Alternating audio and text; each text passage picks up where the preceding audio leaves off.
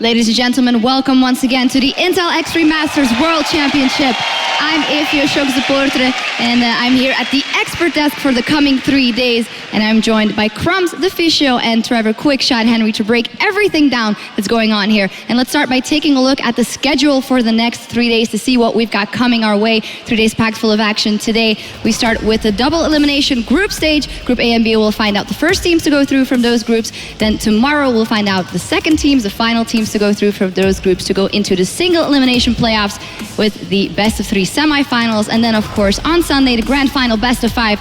Things start here in the arena at 1 p.m. with the CSGO and StarCraft finals, and followed immediately by that as the League of Legends grand final, best of 5, to find out who our next champion will be. And well, let's start by diving straight into the teams that are attending here and playing for that cup by taking a look at the groups A and B. Of course, in Group A, and the teams that will be playing first here today, we have C9, GE Tigers, SK and Ajoy Flash Wolves. But I'd like to start by Group B, Gambit Gaming, CJ Entis, Team Solo Mid, and Team WE. If in Group A we have a clear favorite in the GE Tigers, that is not the case in Group B, although you could say that CJ Entis is a front runner. What are your opinions on the underdogs there and the go-getters? I think Group B has the most stylistic clashes of matchups. You have a very aggressive Gambit versus a more methodical CJ, as well as having World Elite not finding their stride in the LPL against TSM, who has been struggling but has a clear-cut idea as to how they want to play the game.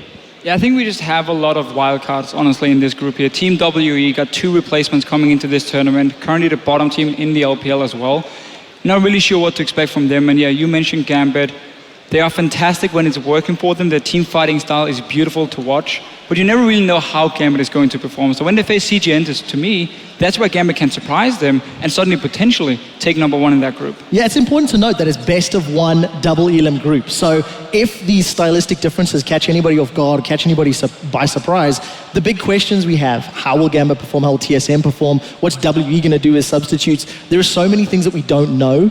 And in a best of 1, you don't have time to make mistakes. So whoever comes into, gets out the gate cleaner is in with a good shot to make it into the playoffs. Yeah, you mentioned it, that it'll be very important not to drop a game, but that'll be very hard for the teams in Group A. As said, C9, GE Tigers, SK and Ajoy Flash Wolves, we said it already. GE Tigers, absolute favorite coming into this one, and that'll be our first match versus C9. Let's talk a little bit about SK and Ajoy Flash Wolves as well, because we've heard good things about the Ajoy Flash Wolves in terms of preparation from them.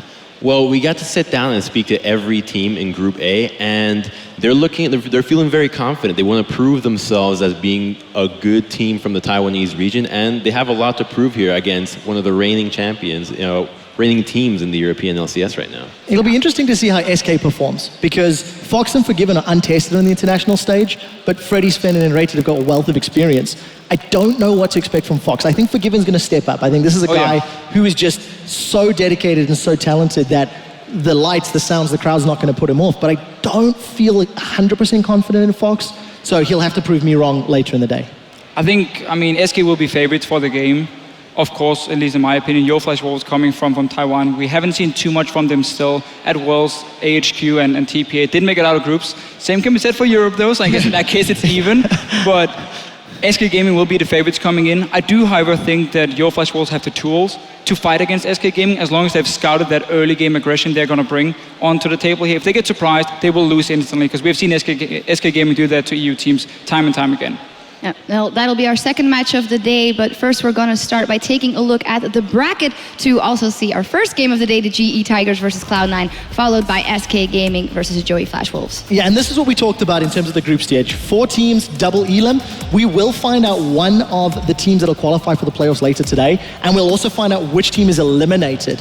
So lose 2, you're out, win 2, and you're in. And I think it's so difficult because of the fact that all of these teams can watch their opponents in all of their respective leagues. So who can pull off something surprising in 1 week's training, 1 week's scrim, or who can fix their obvious flaws is what the story of this group is going to be. Yeah, the only thing is we're on 5.4 now here, the patch, which is fairly new for some of the teams. I mean, in China, they've been playing on 5.2 for a while, so they haven't played competitively on 5.4 before this weekend now for World Elite.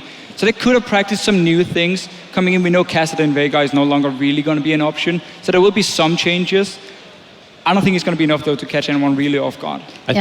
I think the interesting thing about this group is that everybody seems to be aiming for second place and kind of assuming that the Tigers are going to take first place really uncontested. And it's a team that's spoken and been outspoken the fact that they don't think they're going to drop a single game in this tournament. So everybody's going for that second place, and it's going to be a close call.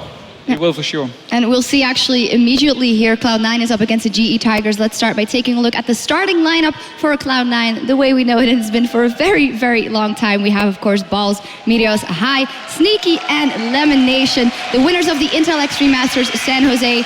And in a sense, that everyone's saying that the GE Tigers are the favorites, they could take this in stride and say, well, you know, if we do manage to win, fantastic, but we don't necessarily need to, and maybe look ahead. Yeah, that's the thing. Nobody really expects Cloud9 to do anything against the GE Tigers. So even in case they do lose, you look again at SK Gaming, you look at Yo Flash Wolves, which should be an easier game, and that's where you can try and qualify to the semifinal. Easier versus SK? Okay. SK and GE Tigers. I'll give it to GE Tigers. I mean, you're European. But I mean, I believe in SK Gaming. I think they're going to make it out of this group here. But for Cloud9, it's kind of weird looking at the last few games they've been playing because it's been a bit up and down. The best play, honestly, for me has been High in the mid lane, and that's normally different when Cloud9 goes to an international event because then Balls has been one of the big carries. He's not really been performing too well. We feel like he has some champion pull issues potentially. And honestly, if everything relies now on High and, of course, Sneaky, we know he will always perform, that's easy for GE Tigers to shut down in terms of the pick and ban phase. I mean, Zed, goodbye. Yeah, that's exactly. basically a problem. Now, personally, I'm really looking at the Balls-Smeb matchup in which I think that Balls' champion pool has been very limited towards the Maokai and the Rumble. So if GE Tigers is to hit him where it hurts, strike Balls, and really force him into a weaker champion that is harder to execute in a team fight, I think they're going to have a lot of success against Cloud9. Well, you mentioned Smeb, so let's take a look at the lineup for the GE Tigers on the other side, that fantastic roster. Smeb, of course, in the top lane. Then we have Lee, we have Kuro, we have Prey, and Gorilla. Looking very scary there, ready to get into that game. And as said, undefeated in Korea, lost 2 games, no sets yet, 20-2, showing more and more diversity in the last couple of games as well, so looking very strong. It's interesting, right? Because you look at this team, I think uncontested, the #1 favorite for the entire tournament. Performance-wise, they're great. The reason it's interesting to me, they're not as dominant, I feel, as some of the previous Korean teams that have traveled internationally and played. Yes, they are still performing really well, but as we've seen in the most recent weeks, Lee on Rengar is the only weak point, which I know you guys are going to talk a little bit about. But I just feel when you look at the GE Tigers, they are very smart, they're very intelligent, they play well, you know, from behind. They've got no obvious flaws that people can take advantage of. So I would not want to be in Charlie and Jack's shoes trying to figure out how their team plays against these guys. No, it really is the problem. I mean, they have massive champion pools on the side of GE Tigers. They have carries in every single role as well. I mean, Gorilla at Worlds last year for Najun, he was honestly the best support in my opinion, except for maybe Mata. And that was it. He didn't make it obviously to the final himself. He wanted to do it this year for sure with GE Tigers. The lineup they put together here, I don't know who you want to target. I don't know who you want to try and shut down. I feel like, again, yes, you mentioned Lee. He could be the one. But suddenly Lee Sin now here in 5.4. He's back up as one of the top junglers. And that's one of his main picks. So it's not like really you're going to ban him out either. I want to see what Cloud9 can do here. But I feel like GE Tigers will be better in every single role. I don't want to be the bearer of bad news, but I feel like there is not a single aspect that Cloud9 has an edge up on the GE Tigers, and I think that they're just going to have to stick to what has been useful for them throughout their entire career, which has been the shot calling and the rotational game. But unfortunately, the Tigers are also seem to be stronger at that. But you know, you got to give it a shot. It's the best out of one. I mean, a good pick and ban phase, a crazy start to the game. Maybe you can go for the surprise. I mean, we can never count Cloud9 out. They're a smart team. Yes, I actually agree with you. I think Cloud9 is one of the very few Western teams that you can actually look at their entire history and say, when this team has performed internationally, they've traditionally done a lot of things well. Yes, they haven't necessarily got results to back that up, but they prep well, they play relatively well, they make decisions that are correct. So I feel of all the teams that maybe could do something, also they've been in Poland since Sunday. They left straight after NALCS. They have been boot camping. They've had a few more games on the local time zone. So we'll need to see if they have any extra prep. Yeah, it's just a little bit sad though when you talk to Cloud9 at breakfast at the hotel and you're like, oh, you guys, you ready playing GE Tigers? How are you feeling? We don't feel too well. We're expecting to lose quite heavily. And that's a shame because you got to go in here and just take it, as an experience. You're playing in front of a fantastic crowd in a big venue against GE Tigers. I mean, you got nothing to lose, honestly, in this game for Cloud9. Yeah, and things to learn as the rest of the season progresses as well. So we're calling it for GE Tigers quite convincingly. The fans at home have actually also voted, and it is quite close. Actually, the vote 42% for Cloud9, 58% for the GE Tigers. So they definitely have their army of fans behind them, and also heard some cheers here. So we'll see what they can come up with. So the consensus is maybe a very aggressive pick and ban style, maybe trying something new, catch them off guard is the only thing. Well, before we get to pick and bans, just an update. GE Tigers will be on the blue side. They won the coin toss in the best of one, which is putting Cloud9 into that reactive red side. I don't know if that's going to be great for Cloud9, but there's a lot of possibilities that have now been opened up. Yeah, I feel like that's not what Cloud9 wanted. We were looking at the pick and ban phase, and if they were on blue side, we were like, okay, Lulu, Gianna, take those two away, because GE Tigers is all about these kite compositions, and then Victor in the mid lane for Coral, because you're not used to playing against that kind of Victor here. Now you gotta ban Rek'Sai as well against Lee, meaning you're gonna leave one of these kite champions or the Victor open, and that's not in favor of Cloud9. Yeah, we'll see in picks and bans in just a minute. For now, though, we're gonna meet the players on stage with Chobra. Take it away. Thank you very much. And ladies and gentlemen, my name is William Cho, and I will be your host here at the Intel Extreme Masters World Championship right here in Katowice for the next 3 days. We have some kickin' League of Legends matches waiting for us. So the important question is, are you ready? Then let's kick it off with the opening match, Game 1 of Group A. The first team, the undefeated Titans coming from Korea, the newly formed Band of Brothers. It's going to be the GE Tigers!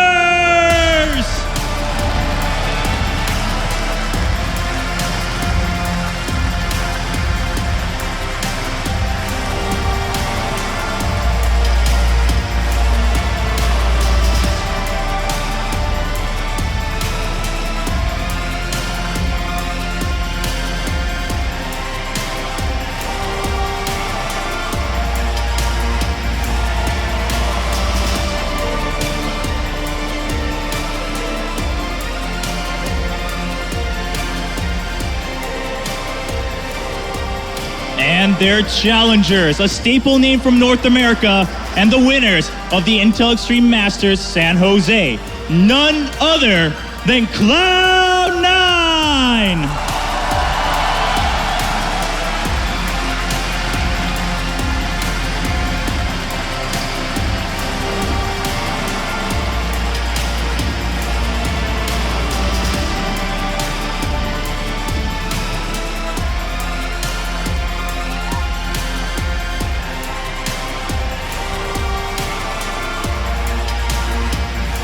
Ladies and gentlemen, it's time to get into the game and kick off the entire tournament this weekend. So let's get right to the preparations for picks and bans back at the expert desk.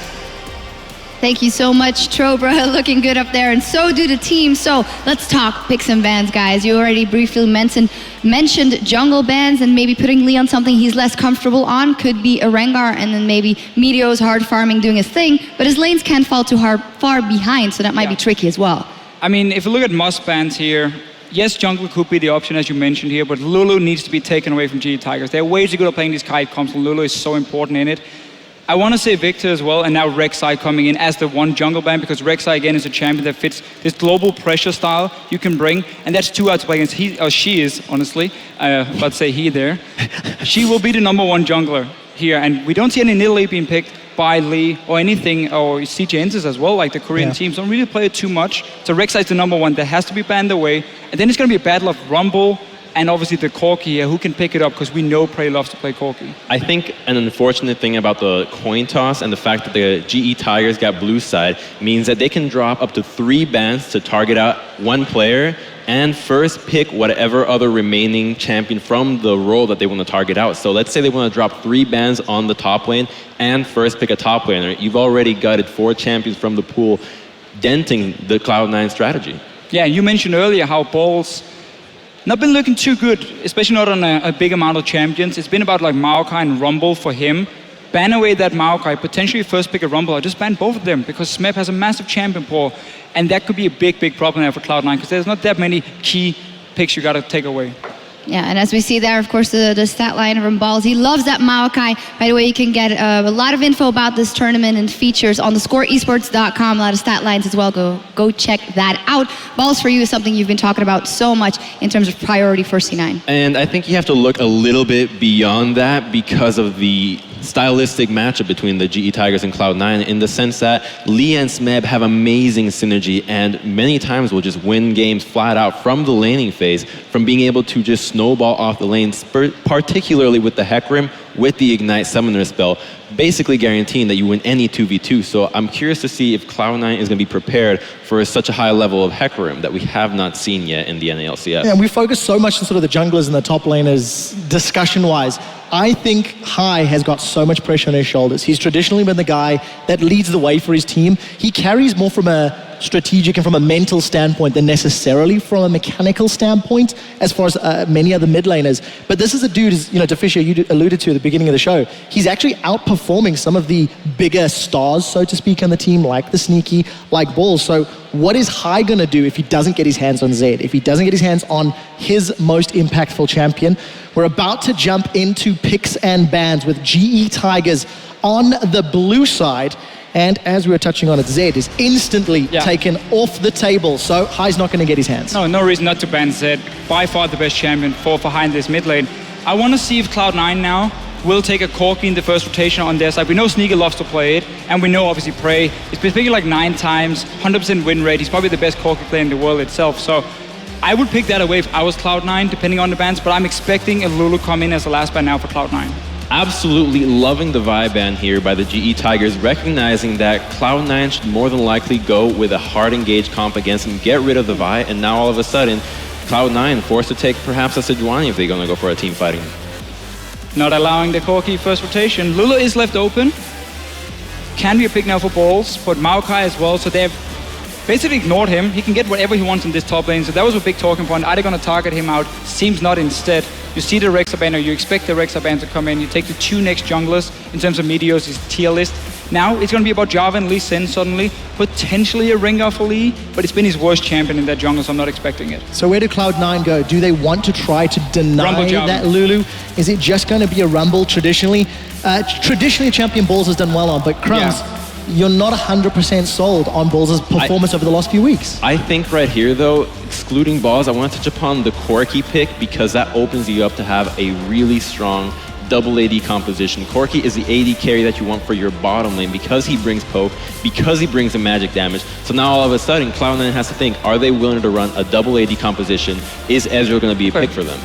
Almost. You got 50%. Oh Morgana locked in. Again, another elimination special. It is, and a pick, honestly, that GE Tigers have banned quite a lot in Korea, but there's some Morgana top lane players, obviously, where the target banned it. So good pick for elimination. We got the Rumble here for Balls, so he's feeling obviously very comfortable in that lane. Jarvan can come in now, especially since Lee Sin has been picked away, and you got a very strong team fight already just by having Rumble and Jarvan together, and you get good comfort picks for you.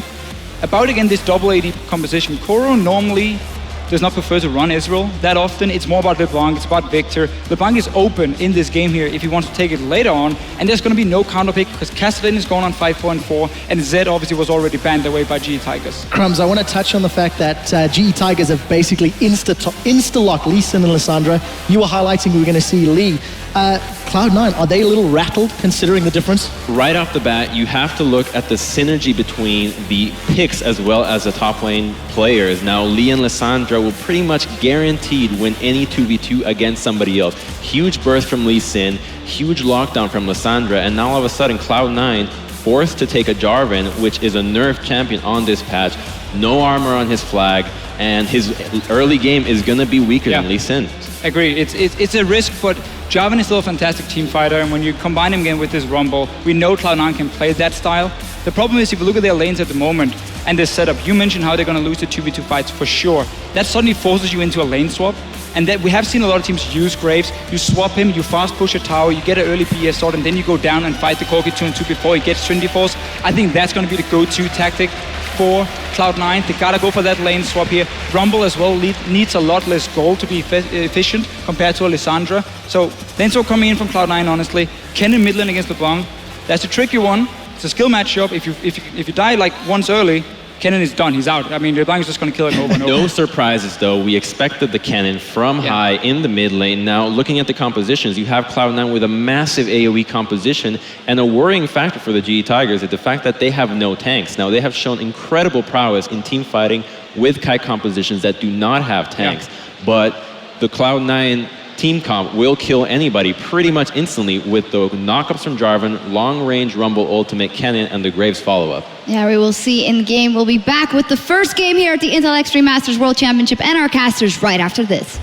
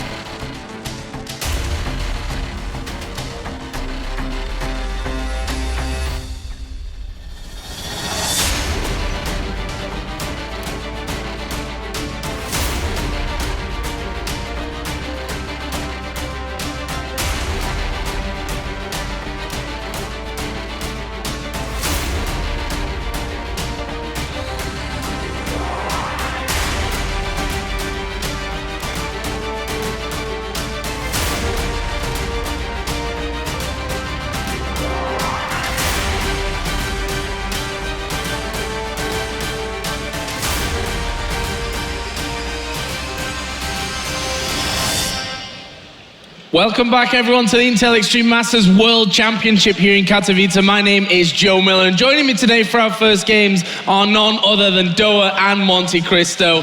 You guys at home were, looking for this TriCast for a while, so we thought, what? Why not? Let's do it. First question of the day, though: can Cloud9 beat the GE Tigers? Anything is theoretically possible, but in the realistic universe in which we reside currently, it's a very low chance. I'd give it about 5% probably. Taking a look at this draft right off the bat, I mean, if we look at the GE Tigers so far, undefeated 9-0 on Corki, undefeated on LeBlanc, undefeated on Lee Sin, undefeated this season on Nami. The one thing that's throwing me off a little bit is the Lissandra pick. Not a normal GE Tigers grab, but with some nerfs, it does make a little sense to other champions in the pool. True enough. Well, looks like it's time to get into our first game, GE Tigers versus Cloud9.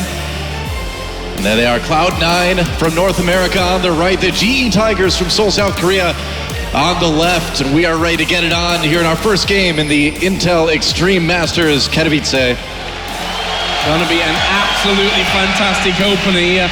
I think especially if you're a GE Tigers fan, I want to touch on the Kennen pick because that was the controversial one. That we were saying, in the last pick, you can't really pick Kennen here, but they went for it anyway. Well, how are you going to get Kennen in onto Nami? How are you going to catch anyone like Corki or LeBlanc? I just don't see this Kennen doing anything in team fights. Yeah, it's going to be really ridiculous. Also very flash reliant in this composition.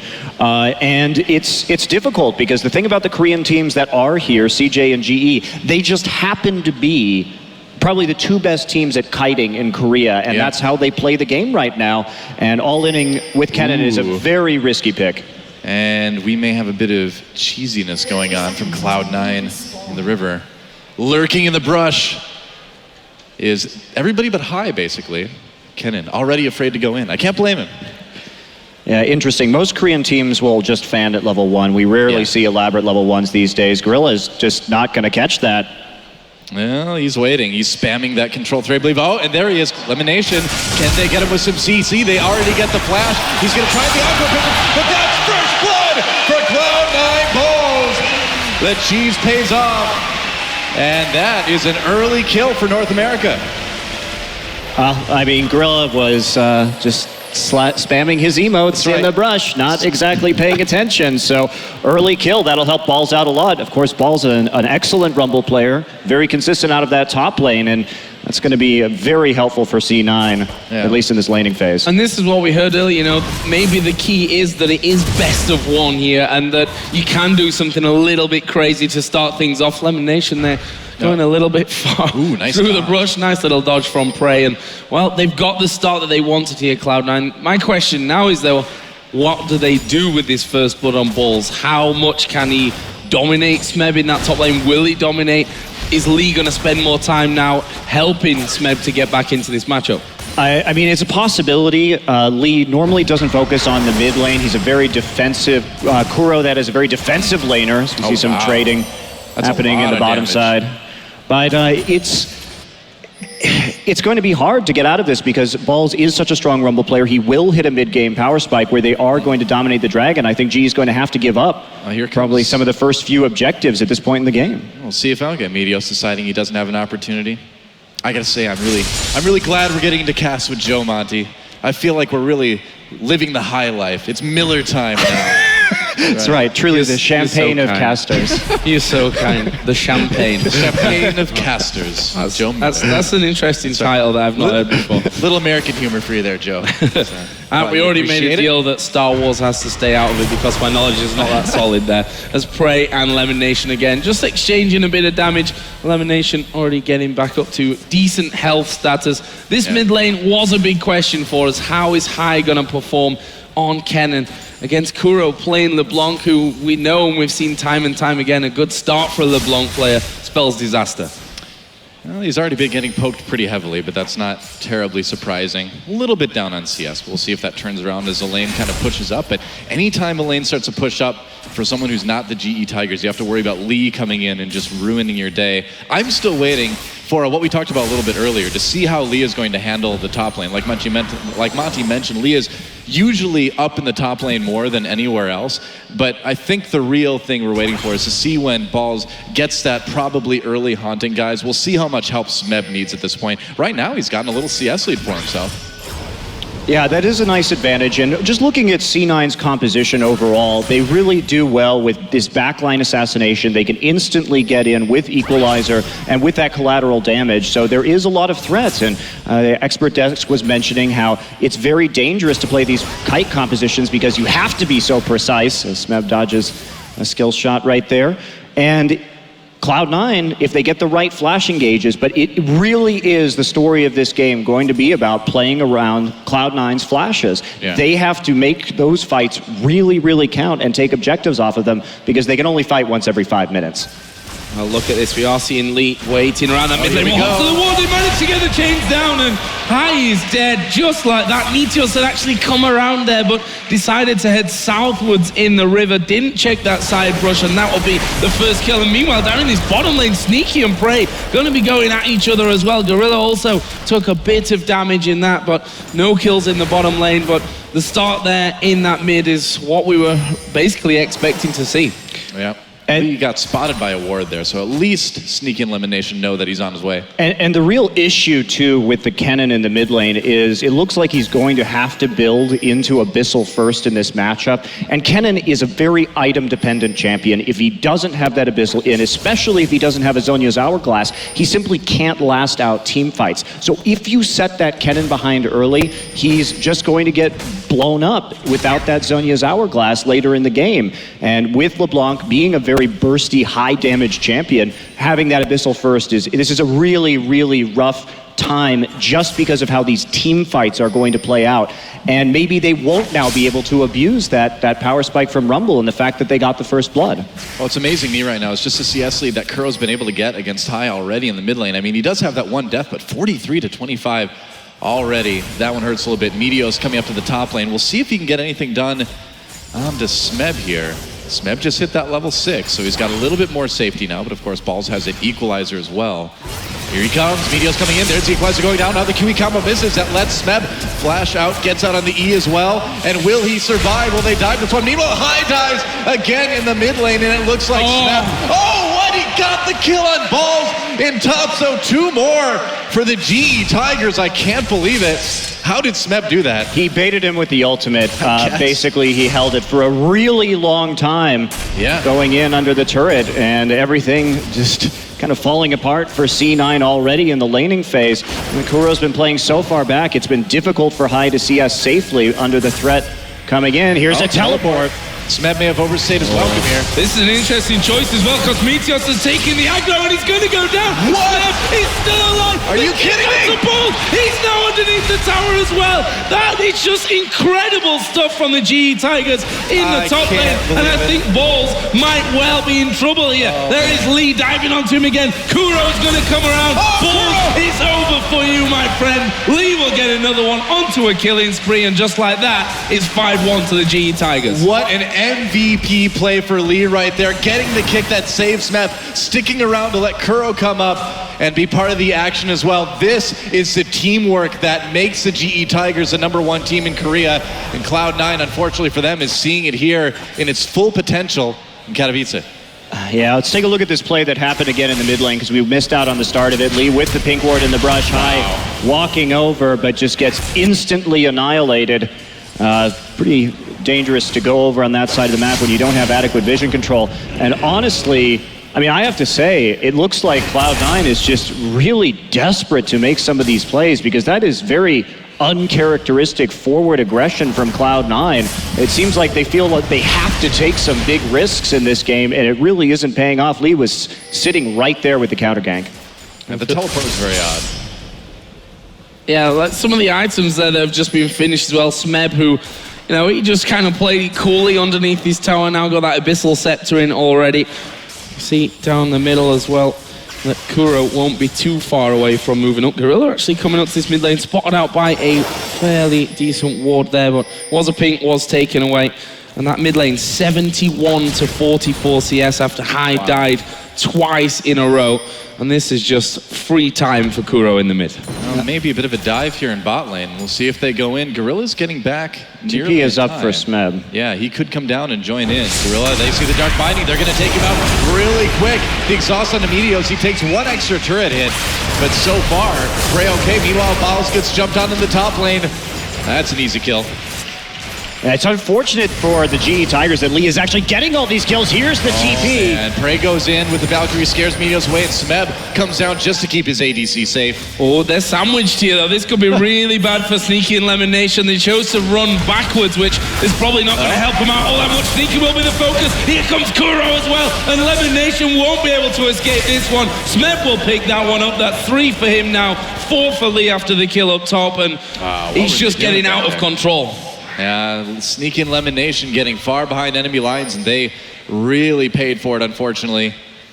Lee scares Hai away from the recall in mid here, and I gotta say, with a 3K gold lead, sub 10 minutes here, 8 to 2 kills, it is looking pretty one-sided so far. I'm just really surprised that C9 is repeatedly going past these turrets and trying for these dives, because that's really just not what we typically see from them at all. And the desperation is such a huge factor right now. I think that's a perfect word for it right now. I think it certainly is just desperation. I mean, they really want to make something happen, but really, I mean, the safer game may have been a better option, but we'll see what happens now. Lemon Nation just warding that dragon. There's been so much action in the lanes that we haven't really seen any team make a motion towards dragon yet. Yeah, I think the problem is when you make one desperate move and that goes wrong, you have to kind of make a second one to try and pull it back. And so far, those 2 desperate moves have not really worked out for Cloud9. And both junglers currently headed towards the bottom side of the map. And you see the ping there onto the top of Meteos. Lee was spotted coming around as well. And well, it's definitely the GE Tigers who would have the upper hand if they do decide to fight there. Yeah, it's a pretty risky scenario. Although Prey has not completed his Trinity Force yet, so there is a little bit, I think, extra burst damage coming out of Cloud9 if they want it. They also will have TP up first coming in, but Deep Ward's already going down right here. Lee and Kuro, big wraparound. Yeah, they really want that dragon, too. We'll see if they can handle it. I gotta think Prey's got to be close to finishing his Trinity Force by now. Should be another few minutes, actually, but he does have 2 assists, so maybe he'll get it maybe around the 14-minute mark instead. So yeah, only 819 gold in the bank at the moment. So it'll still take some time to complete that phage, and then the rest of the force. So I'm just taking turret hits. He was desperate for those minions in the top lane, but this again, does just keep that enormous pressure on that top lane turret and onto balls. That turret's ready to go down any second. We'll see if he can actually finish that one off. The bottom lane again was a bit of an exchange of damage. They saw the Dark Binding coming out of Elimination. There is that turret going super low on the top side of the map. That's just one hit and that will go down, and we'll see how desperate Smeb really is to finish that one up, keeping that lane push all the way up there. And I don't think Balls will be able to, however much he wants to, hold on to that first turret in the game. Smeb's got such a massive CS lead as well right now, too. There's really no pressure. And Lee going for this dragon by himself. Now, there is a ward there for C9, but will there be any response? Lee has to get out of here. Yeah, you see him pop right over as soon as people start to move out of lane. He didn't have pressure in mid and bottom. That is a very risky attempt to make. Thought maybe they wouldn't have a ward. They could see the back. Over the wall, high pot side ultimate, but it will be a kill. Lee managed to get there in time. Meanwhile, Dark Binding onto Prey. He's going to take a little bit of damage. Exhaust onto Sneaky as Prey gets away, and there's that tidal wave use. Can Gorilla and Prey win this 2v2? Oh, it's going to be tight here as Meteos comes down as well. He drags into the back. He'll finish up Prey. Oh no! He cancelled the auto attack. Sneaky did get it, but Meteos now battling with Gorilla, who will flash out of the Cataclysm. I think he needs 2 more auto attacks here. Oh, nice. Land the bubble. That's all good as well. They managed to get again a 2 for 1, and it's not over because Smeb's here. Sneaky will go down, and now they're going to chase down Lemon Nation, who again is running basically to no man's land, especially now as Kuro's chasing. As we do get a pause, Lemon Nation gets to live on for a little while longer. He gets to contemplate his impending doom. It's nice to get a little reflective moment. It's like usually you get a few moments of your life flash before your eyes, but he's like seeing his life, his team's history, basically, the history of Minnesota, where he's from. He's getting like a lot of time now to experience different things.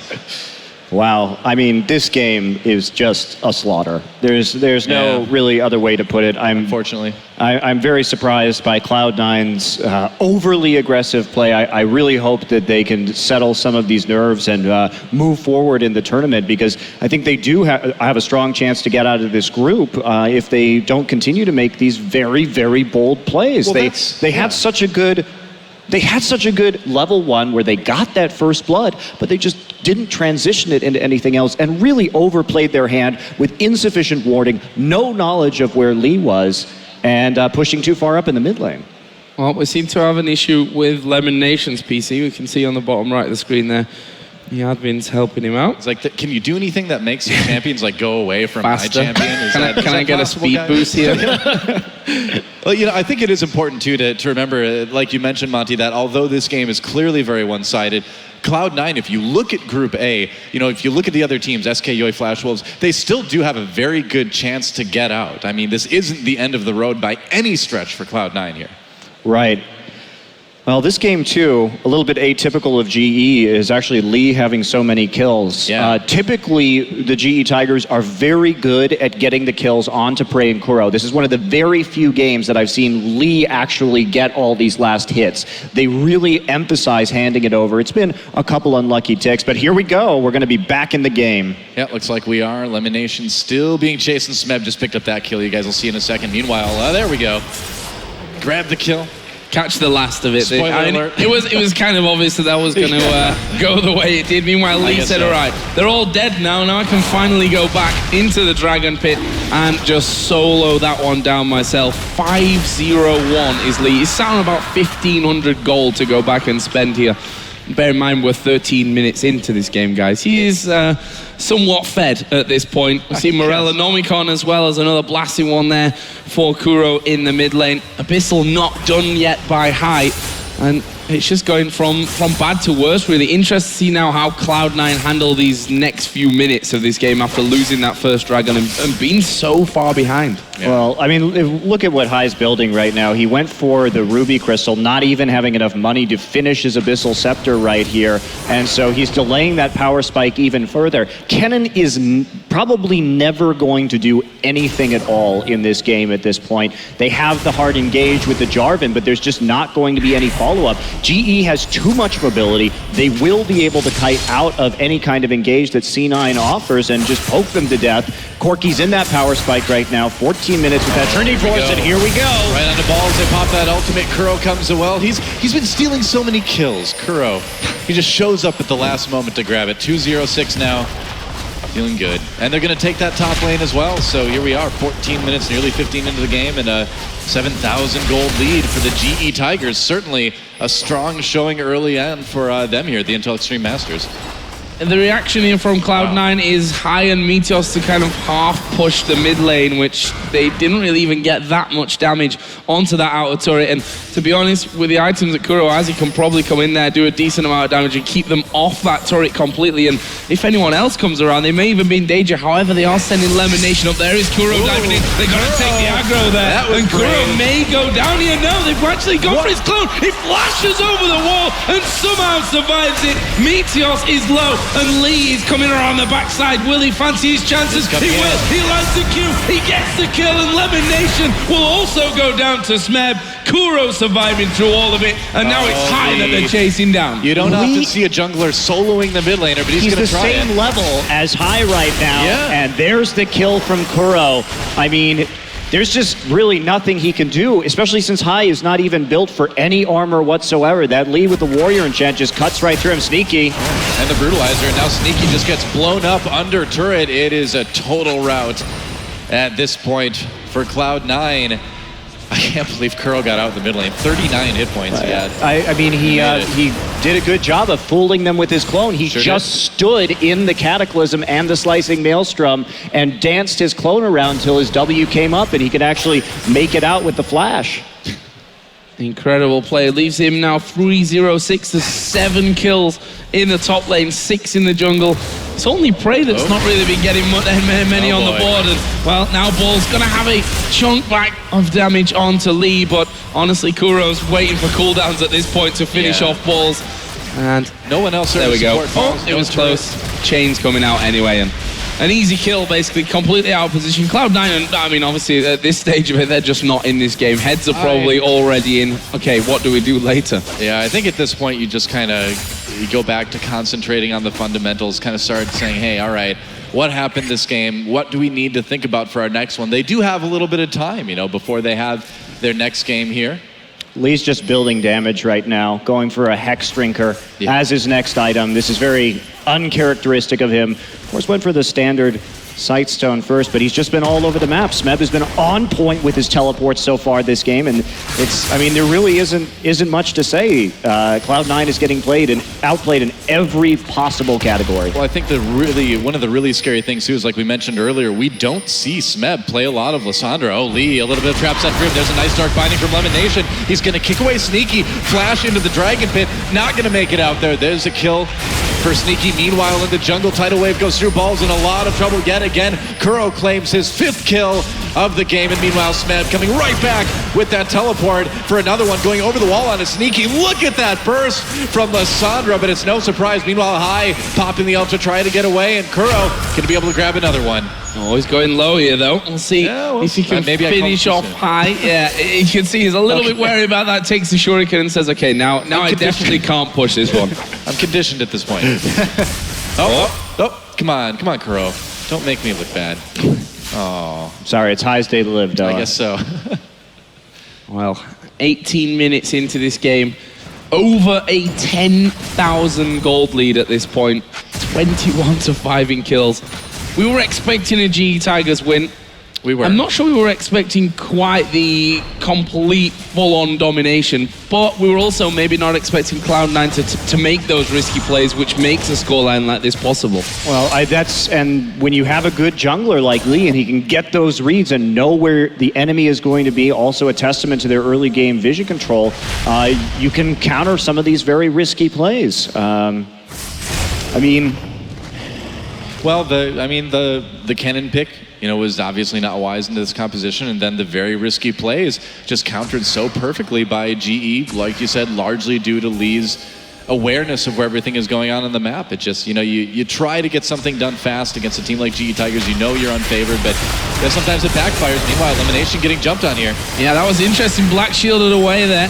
And now that turret, though, is taking a good chunk of damage. All 5 from the GE Tigers are there. Sneaky was still on the bottom side. There is the Q90. Bulls gets kicked back. He will go down straight away. Did get off an equalizer before he died. Meteos, they're off on the backside as well. They don't really care about them at this point. It's more about finishing off that inhibitor turret, get the inhibitor as well, and now they can turn around and maybe wait those 20 seconds until Baron spawns. Well, yeah, really. I mean, if we look at how that fight went down, too, you could see Meteos was trying to get the flank in so they could actually land high slicing Maelstrom effectively. Yeah. Unfortunately for him, Gorilla just turned around. You didn't really see it on your screen, but just used the tidal wave, right, to zone Meteos out, so he never really had an opportunity to engage right there while they were taking out the front line. And a bit sloppy by GE. I mean, using the Lissandra ultimate on a black shielded target, obviously not the best play in the world, but at this point they're so far ahead they just needed to push forward. Meteos has to flash out. Oh, Q on to high, though. A little bit of damage from Curl. From over the wall. They did hit Prey with that Dark Binding. Siege begins. It feels like we should be like 35 minutes into this game when you look at it, but we just hit 20 minutes now. And Wow. looking forward to the rest of this tournament, I was very skeptical about Team's ability to play this Kennen into any Korean. It's not a pick that we have seen in Korea at all. And the reason is, it's if you are a well-coordinated team, you can kite it out, and it's very limiting in terms of when you can actually team fight. Now, we've seen the team fight limiters with champions like Gnar, but of course it's nowhere near as long, and even those slight changes to his rage have made him no longer really picked up in any meta at all, and Kennen's a pretty extreme version of that, in my opinion. Well, it's just so easy to counter that engage. You know, any sort of knock-up, any sort of hard CC will stop in its tracks. If you don't have flash up, it's kind of the end of it. Yeah, mobility as well, which, you know, is rather abundant in the GE Tigers team at this stage. I mean, you just walk away from it at the end of the day. And with that gold total hitting 41,000 to just the not quite 30,000 of Cloud9, this game is looking to move into its final stages, that's for sure. GE Tigers obviously have the ability to go towards Baron at this point, and I mean, they don't particularly need a Baron, but they'll also be quite happy if Cloud9 even try and contest it and probably ace them. Well, they can easily turn off this and have a very good fight, too. I don't even think Cloud9 can contest this at all. And looking at this too, I'm a bit surprised that Balls went for the Liandry's. With no tank on GE, that's not a very efficient item at all. Oh boy, Aqua Prison comes in. Wow, Lemon Nation just disappears. Sneaky gets knocked up by that tidal wave. Balls comes in. They do manage to get a couple kills for Cloud9. Baron gets taken by GE, and I think the order of business is disengaged. Balls comes in. Lee and Prey very low. It looks like they'll be able to get out with that Baron buff. So losing 3 people, the best fight for C9 yet. With a little bit of gold. That was a bit cocky by GE. They could have easily turned on that. If we look at how much mobility they had, it was a split call. GE was half on the Baron, could have easily sent everyone right over that wall alongside the tidal wave. We look coming in here, Curl will just eliminate Lemon Nation, and there's the tidal wave. Prey valks off the equalizer to finish the Baron. Obviously dangerous to valk over that wall, but pretty poor Baron play right there from GE. It's not really going to be consequential. They still have 2 members with the buff. They still have an inhibitor down. They still have just an absolutely massive lead. And Cloud9, if we look at them as a team, they have been so incredibly successful domestically for so long. And there is no doubt that that High is a world-class shot caller. But when it comes to international tournaments, they just can't keep up with individual skill. And regardless of their success at rotations, at those late game plays, they just fall too far behind to do much of anything whatsoever. I think the biggest thing to me is that as the GE Tigers, you see this Kennen pick coming from miles and miles away, and they prepared for it so well. Cloud9 picked it anyway. I mean, what do you really expect? Yeah, you know, you may have that second plan in mind, so when they have a team that's going to be able to kite Kennen around so much, you say, okay, we don't pick Kennen now at this point. Zed was banned out. Yeah. They last picked it on red side, and High's champion pool is a major weakness. And also, what really helped, if we go back to the pick and bans, is the fact that the Vi was taken out, because that means that it's less of a hard, Jarvan will be less of a hard engage, especially with the nerfs to his tankiness on this patch. And so by removing that, it makes it a lot more difficult to follow up on that Kennen ultimate. Well, that's the thing, is you really need to shut down Meteos as much as possible as well, because he is such that playmaker, and he does, carry Cloud9 through so many wins that by forcing him onto that Jarvan, you kind of hit them with the double whammy, rather. And look what he's building, too. He has Brutalizer in Last Whisper. He knows that their only chance is to blow somebody up, and here we go. And there's the ultimate out of Kennen. Guess what? It didn't really do a whole lot. Meteos is going to get in there to do some damage, but they're going to try and chase him down. Prey actually falling low as well. He might actually get picked off here if Balls can land a harpoon, but look at the bubble. Locks up 2 men, and they turn it back around, and they'll come in and absolutely melt them. There's the Zhonya's used by Smed, but Kuro's going to get his cooldowns back in a second, and Lemonation trying his best to run away. Will try and even turn around for a kill, but he will be finished off. And that is the ace for the GE Tigers. And our first ace of Intel Extreme Masters here at the World Championships again, and GE is going to use that ace to take an inhibitor. Probably just going to be able to rotate right over and take all the others if they don't want to end right now. Well, actually, the death timers are so low. I keep forgetting it's like 20-something minutes into this game. Yeah, they can't close right now, but they will take that mid inhibitor one more time and get out of there. And if we take a look at that fight, too, I mean, I don't blame Meteos for this build. I actually think that it's one of the best possible solutions to this scenario. Gotta do because something. You have to get one of those kills and hope that you can turn a pick. It's also going to be surprising because GE will not expect that Jarvan to do that much damage. They haven't had very much armor, especially Kuro. And even though he's LeBlanc, if you can get one cycle of cooldowns off on him fast enough, you can really chunk him out of that fight right there. You saw Prey respond instantly, flashing over the wall, kind of into the equalizer, a bit questionable, but he did manage to kite high out in the end of that little engagement. Very true. Another blue buff going on to Kuro. It looks like Sneak will be able to grab the red. Lee walks right into that one. Kicks Lemonation away, still taking a lot of damage. He's in big trouble now, no flash. And Lee just getting a bit cocky there. I definitely shouldn't be walking into that side of the jungle. Like Kachani, is that you? Yeah, that's, I think GE not putting in 100% in this game anymore. That will drag things out, however, of course. 5v4 for a Dragon that's coming up. Pretty massive miss there by Lee. Really unnecessary to go after an enemy red buff under these circumstances. Party in the speed shrine.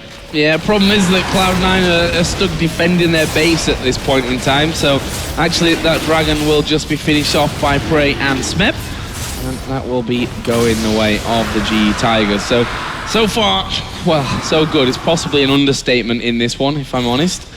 Well, all the base turrets are down except for the Nexus one too. So yeah, so far so good. 27 minutes with 2 inhibitors down and 1 unprotected. Yeah, it's pretty good for GE. I'm sure they're quite happy with how things are working out right now. And we may be in for one of the shortest games I think I've seen in Season 5. Yeah, High also just opting to go for the Haunting Guys right here. They just want as much possible burst damage. They're not looking for these prolonged team fights. This is a complete reaction to the fact that they are this far behind. And this is C9 is smart. This is a really good adaptation considering the circumstances. Kuro comes in, takes about a little over half of Meteos' health off, and that's going to help push him away to possibly take this final inhibitor. Looks like Smed's going to dodge that Dark Binding, and yeah, it doesn't look like there's much C9 can do. I feel like they're obligated to come in and try something, but no. Just watching that inhibitor goes down, not having Helios there hurts so much, and RGE ready to close here. Looks like they may be going for they will start to move in, and they've got super minions, a couple already bashing away on that turret as Meteos again is going to try and get in there. High will also ulti in, but the first kill will come onto Meteos, and now the GE Tigers going to look to turn this one around, and look at the damage coming in from Smed, from Kuro, and one by one they're going to fall like dominoes here. Lemonation trying to get away. Kuro will move in, actually gets hit by the binding, but Smed will be the follow-up for them. Kuro again for what feels like the 10th time this game, walking away with hardly any health left. The Nexus turrets go down. The Nexus will follow here, and the GE Tigers are going to pick up the first game of the Intel Extreme Masters World Championship in just a second. Man. There we go. Hey, goodbye, High. There's Ace. There's the game. GG. GE Tigers. What a statement for their first game, huh? The question here is who's going to stop that? And one thing you can't do against the GE Tigers is try these all-in compositions. They are too good at kiting.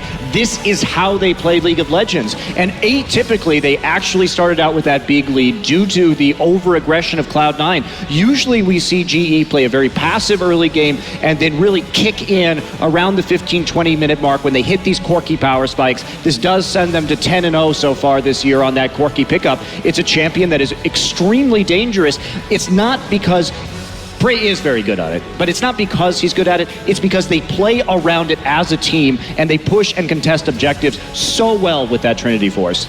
Well, fantastic opening win here for the GE Tigers. We're going to head over to Shox and the guys on the analyst desk to break down that win. Thank you very much, guys.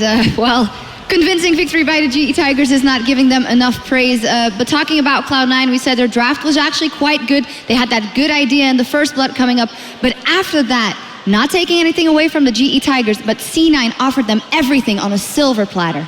I think that Cloud9 just failed to realize the draft that they had made and got cocky because of the first blood. They should have recognized you have a losing matchup in the top lane. Lissandra will constantly pushing the Rumble. LeBlanc will beat your Kennen, and the Nami Corki is gonna eventually beat out the Morgana Graves. We saw it.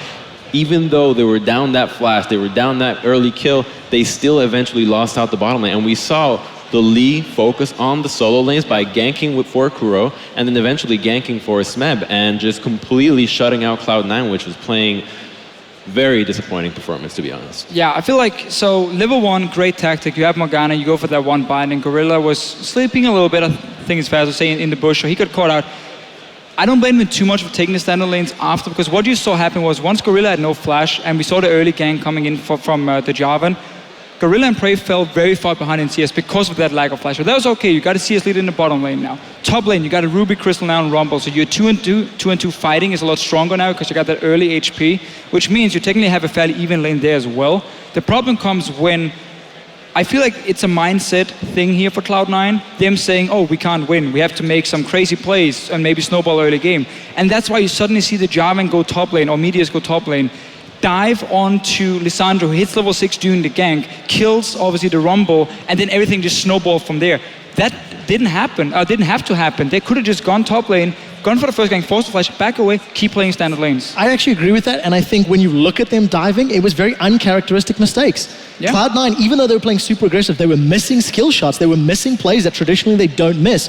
And you can completely ignore the fact that Hai fell so far behind in that middle lane as well. I'm gonna let you finish in a bit, but for now though, we're gonna talk to one of the members of the GE Tigers, because Lee is on stage with Chobra. Thank you very much, Shox. Here we are with Lee, the jungler of the GE Tigers after their very first win here at the Intel Extreme Masters World Championship. So first of all, of course, congratulations on kicking it off with a victory. Just how does it feel to kick it off with a win in that very first game? 저희 처음 경기를 이제 뭐 축하드리고요. 처음 경기부터 이렇게 승리로 시작을 하셔서 기분이 어떠세요? 기분이 솔직히 아직은 이렇게 큰 대회 처음 해보는 거기 때문에 잘 실감이 안 나는데 기분은 참 좋은 것 같아요. So we feel great, but it's a little surreal because it's our first time at such a big stage and at a global stage really as a team. So it's a little bit surreal, but we're getting used to it, and it definitely feels good to start with a win. Now I think a lot of us, it's our first time seeing them compete against global teams, of course, and the pick ban phase is very important. Kuro has been playing that Victor a lot. Were they expecting a ban themselves? 그럼 이제 픽밴에서 저희 빅토르 밴이 바로 나왔는데 쿠로 선수가 많이 사용은 했지만 그게 북미 팀들도 밴을 할 거라고 예상을 하셨나요? 네, 솔직히 저희 빅토르 성적이 너무 좋았기 때문에 그리고 또 요즘 너무 핫한 챔피언이라서 거의 충분히 예상한 밴이었어요. I mean, we've been doing so well with Victor and definitely just a hot issue champion right now, so we expected that a ban could easily come out from Cloud9 in our first game. We start the game right away. Gorilla sitting a little bit idly in that brush on the bottom side, and he gives up first blood. I'm really interested if the teammates were kind of making fun of him, a little bit worried after that start. 처음에 이제 고릴라 선수가 저희 바로 퍼블로 죽었는데요. 그때 팀 안에서 분위기는 어땠나요? 저희는 솔직히 퍼블을 자주 당하는 편이기 때문에 그리고 또 항상 게임을 즐기는 편이라서 그냥 웃고 넘어갔어요. We're actually pretty used to giving up first blood here and there, and we always like to have fun. We want to focus on just having fun with each other as teammates. So we just kind of laughed at him, made fun of him a little bit for giving up first blood, and then we focus on the next part, which is very important because Cloud9 turned it up and started diving left and right, and we had that brilliant backup from Lee himself in that top lane with that Lissandra for Smeb. So I want to know if there was a lot of communication or it's just instincts on Lee's part. 그리고 그다음에 초반에 그 클라우드9이 다이브를 많이 왔는데 초반에 그 탑라인에서 정말 멋지게 마지막 순간에 이 선수가 와서 도와주면서 럼블까지 킬을 잡으셨어요. 그때는 팀 사이에서 뭐 얘기를 많이 하면서 그게 준비가 되었던 상황인지 아니면 딱 상황을 보시면서 직접 그냥 빨리 가야겠다 그런 결정을 내리셨나요? 솔직히 막 예상하고 그러진 않았고요. 상대가 바텀 다이브는 너무 잘했는데 탑 다이브는 그냥 상대 팀이 실수로 인해서 그런 좋은 명장면이 나왔던 것 같아요. So rather than really expecting it ahead of time or preparing for it, I think really Cloud9 were a little bit too aggressive, allowing me to get a great highlight clip from that game in the top lane. Now, last but not least, Lee usually doesn't take all those kills. We heard that from the casters. I want to know if his teammates were a little bit angry about that in the first game. 보통 때는 리 선수가 킬 양보를 굉장히 잘해주시는데 오늘은 초반에 킬을 많이 가져가셨더라고요. 팀원들 사이에서 조금 그냥 좀 실망을 하거나 그런 얘기가 있었나요? 아니요, 제가 솔직히 킬 먹는 걸 좋아하는 편이고 또 대회에서는 솔직히 주고 싶어서 주는 게 아니거든요. 그래서 그냥 스크림대로 제가 많이 먹었기 때문에 그냥 아무 문제 없었어요. Alright, Lee says, well, I generally actually like taking kills, and you know, when it comes to tournament play, I don't give it because I want to. They kind of force it out of me, so I was very happy. My teammates couldn't say much, and that was it for the first game. Last but not least, for the questions here, they are in the winners match of Group A. Who do they want to face between SK Gaming and the Yowie Flash Wolves? 그럼 저희 이제 다음 승자 그 매치가 남았는데 거기서는 어떤 상대를 더 만나고 싶으신가요? SK하고 그 Yowie Flash Wolves 둘 중에요. 솔직히 저희 대회를 준비하면서 다른 대회는 많이 챙겨보지 못했어요. 그래서 또 서로 전력은 잘 모르지만 서로 1등이기 때문에 누가 오든 상관없을 것 같아요. Well, we have Lee saying we actually haven't had too much time to catch up on all the matches of other regions because we have so much to prepare for our own tournament back in Korea. But at the very least, all of us are ranked 1 in our regions. I don't think it's going to matter too much. It's going to be a great game coming up in the winners match. That's it once again. Lee, the jungler for the winning team in match number 1, GE Tigers. Back to the expert desk. Thank you so much, Chobra and Lee. It doesn't matter too much who they'll be facing, and I think we can agree that in that form. I don't even think that we've seen everything looks crisp, but you can't expect anything else when you're up so many kills so early and when the dives go so wrong for Cloud9. Any team could have beaten Cloud9 with the mistakes Cloud9 were making, with their dives, with their misplays, the missed skill shots, etc. And I think if you remove that whole Jarvan Rumble top dive fiasco from the equation, yes, Sneaky and Lemon were doing okay in the bottom lane thanks to the first blood and the pressure. But the big question I had is even if they played standard lanes, you saw how far down High was against Kuro. That Kennen into LeBlanc matchup was down 30-40 CS. Kuro eventually was going to carry. I feel like he could have done that even if Cloud9 hadn't been giving away those kills over and over. But for GE Tigers, it's a good confidence win. They punished the mistakes of Cloud9. And for C9, they've really got to shake things up or go out early at the tournament.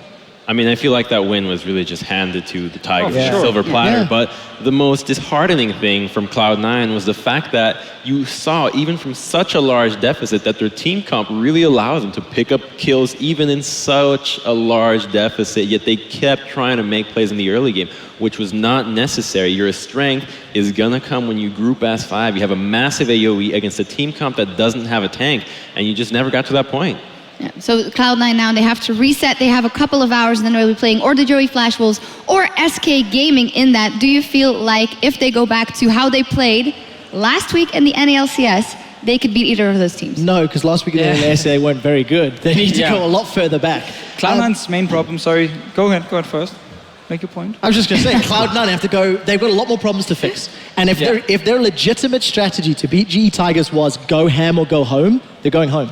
Yeah, because SK Gaming is going to do what GE Tigers did right here. They can say, okay, thank you. You want to give a kill to a top lane, to a bottom lane, that's great, we take it all. Oh, we're now winning the early game as SK Gaming. The map is ours. We're just going to completely roll over you. Your Flash Wolves as well in LMS have showed a fantastic ability to snowball games. So these two teams, if you make the same mistakes early on, if you make these aggressive dives, miss your combos on like a Jarvan and everything, you will lose those games here. And Cloud9 in the NALCS, they've never really been known as this fantastic early game team.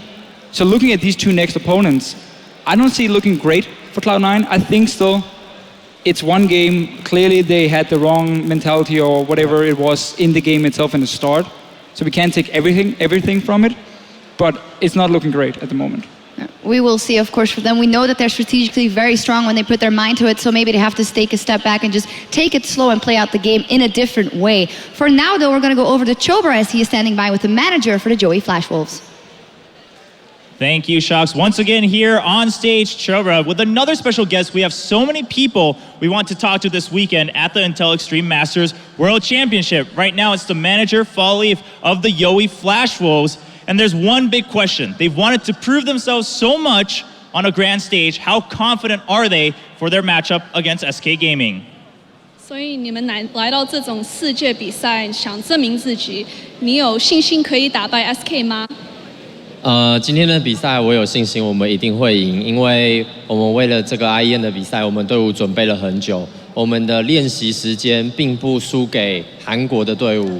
那我们队伍的队员之间也很团结，甚至就跟 Cloud9 就是一样团结，所以我认为今天这场比赛我们一定会赢。